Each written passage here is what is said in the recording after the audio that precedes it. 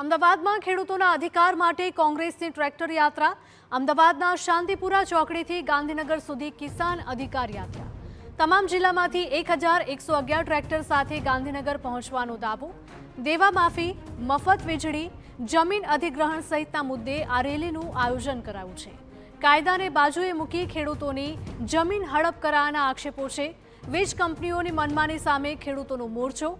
ખેતરોમાં વીજ ટાવર નાખવાના વિરોધમાં ખેડૂતોએ કૂચ કરી છે। કિસાન કોંગ્રેસ સહિત 23 સંગઠન આ રેલીમાં જોડાયા છે।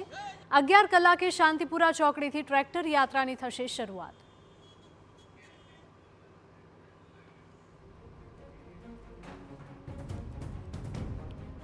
ખેડૂતોના અધિકાર માટે કોંગ્રેસની આ ટ્રેક્ટર યાત્રા।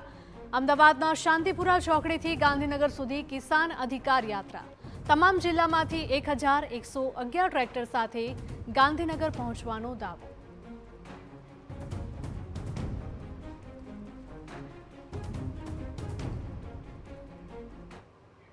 તો વધુ માહિતી સાથે અમારા સંવાદદાતા નરેન્દ્ર રાઠોડ લાઈવ જોડાયા છે।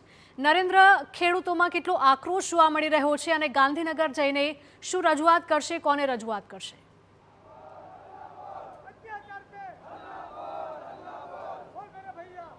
રાજ્યમાં ખૂબ લાંબા સમયગાળા બાદ એક આંદોલનના મંડાણ થયેલા જોવા મળી રહ્યા છે અને એમાં પણ ખેડૂત આંદોલનો આટલા ઉગ્ર પ્રમાણમાં ખૂબ લાંબા સમયગાળા બાદ જોવા મળી રહ્યું છે।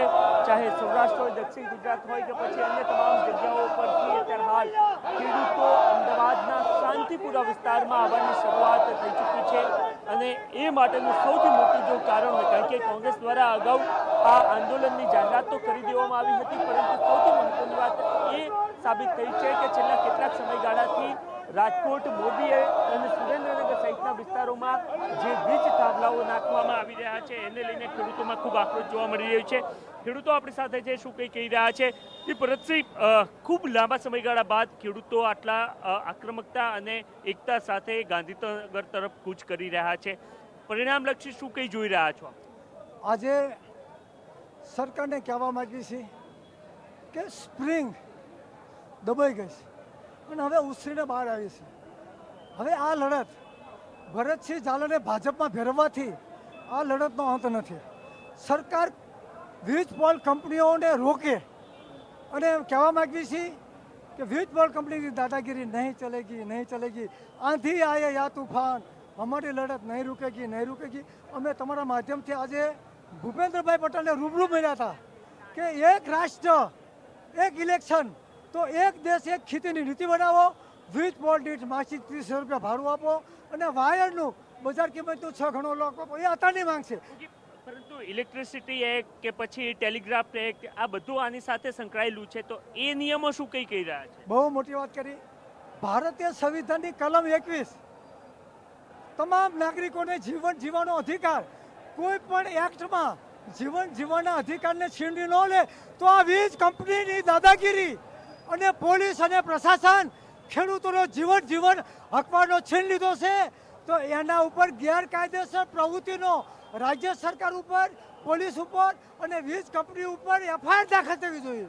તો વીજ કંપનીઓ તરફથી કયા રીતની પરેશાની ખેડૂતોને થઈ રહી છે? અત્યારે નથી કલેક્ટરની મંજૂરી કે કોઈ ટીડીઓની મંજૂરી નથી, મામલતદારની ગામ પંચાયતની પણ મંજૂરી નથી। રાતોરાત પોલીસ પ્રોટેક્શન સાથે ગામડાઓમાં ખેડૂત સૂતા હોય, ત્યાં ખેડૂતની ફસલ ઊભી હોય, પણ રાતોરાત જેસીબીથી પાયા મશીનરી લાવીને રાતોરાત ફાઉન્ડેશન ભરવાનું ચાલુ કરે અને ખેડૂત પણ કાંઈ પણ બોલે તો પોલીસ દમન કરે। હવે તો લેડીઝોને પણ મારવા માંડ્યા છે, નાના નાના 13 વર્ષના બાળકોને પણ મારે છે, તો એ પોલીસનો કેવો અન્યાય!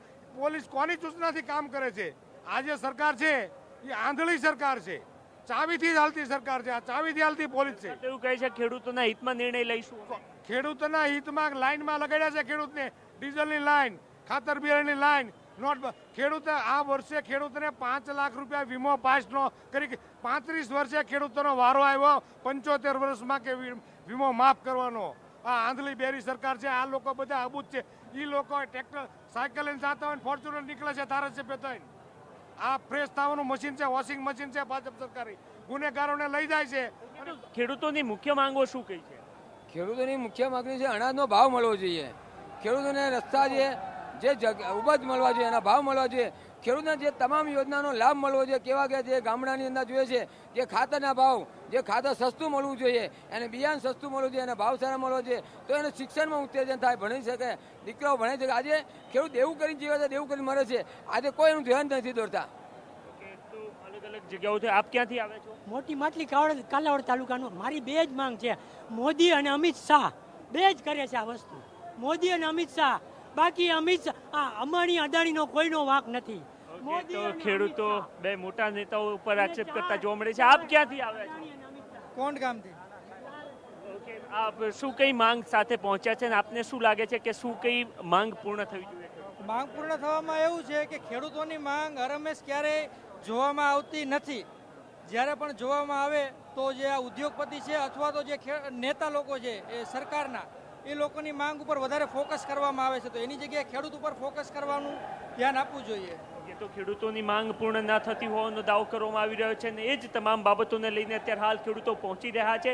જે વિગતો પ્રાપ્ત થઈ રહી છે એ મુજબ ગાંધીનગરની જે અહીંયાથી સરહદની શરૂઆત થાય છે ત્યાં સુધી અહીંયાથી ખેડૂતોને જવા દેવામાં આવશે અને ત્યારબાદ આગળ કે જ્યાં ગાંધીનગર શરૂ થાય છે ત્યાં સુધી ત્યાંથી આગળ ખેડૂતોને જવા દેવામાં નહીં આવે.